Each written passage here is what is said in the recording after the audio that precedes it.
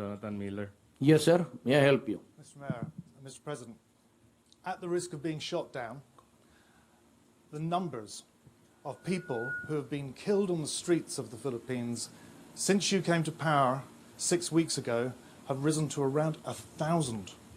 Now, I know you have been contemptuous of your critics, but they are accusing you of unleashing a national death squad.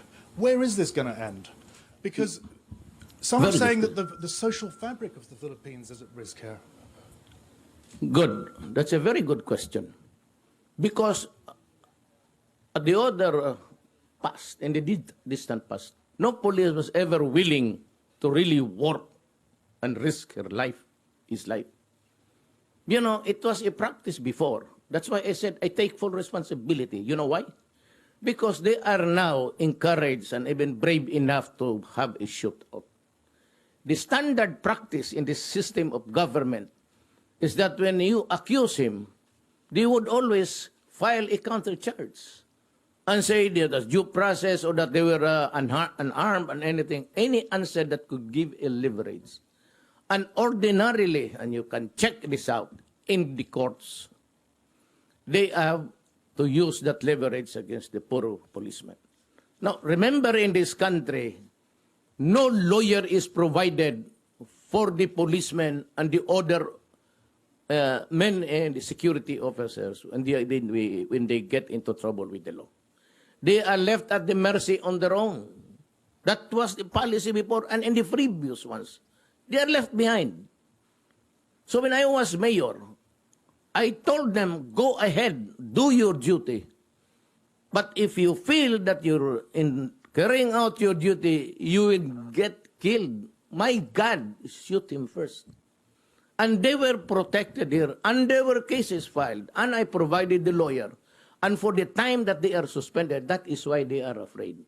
They face charges in court, then at the same time, when they are accused, they lose the job because they are suspended. And for the time that they are suspended, and the hearing of cases can take you to eternity, as low as it can ever be, the family is not without food. But with respect, sir, you as a lawyer know Yes. better than any of us how important this principle of innocent until proved guilty is. Look, Padilla said 2 years ago, there are 3 million addicts in this country. That was the last figure. Nobody cared to find out. Now it's my time. So, 2 years ago, between 2 years ago and now, how many do you think were hooked into drugs? Let us give it incremental increase of about, just be liberal about 700,000. So 3,700,000. And the confirmed 600,000 now was surrendered and took the test for drug addiction. How do you call it? Just a problem?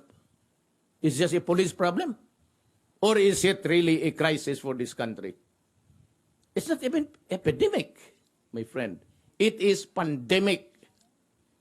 So what am I supposed to do as a president? Empower the military and the police, for after all, they are there to protect the integrity and preserve the people of the Philippines. At the risk of gun law, sir. It can happen. It happens in America. They're shooting the blacks there. It shows on TV. It shows on TV. What's the difference between America and the Philippines? Nothing. So what is surprising here is surprising to us. We say policemen, they're shooting a black guy there. How many times had it happened in the past? That's why you have the violent demonstration. So, would it surprise you and me?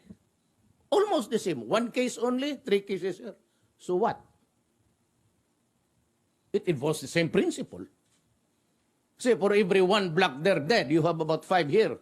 And so, does it make this world more livable because there is less killing? When you shoot a black there dead, what is that? Is that not appalling? When you bomb Syria and Iraq, and you kill communities, and you kill children and old people and hospital. What is it? And why is it that United States is not doing anything? I do not read anybody in that stupid body complaining about the stench there of that. Look at the iconic boy that was taken out from the rubble. And he was made to sit in the ambulance, and we saw it. So what's the difference? Life of a criminal, or maybe he was really rubbed out. We cannot discount it. But what do you think that Americans did to the black people there? Is that not rubbing out also?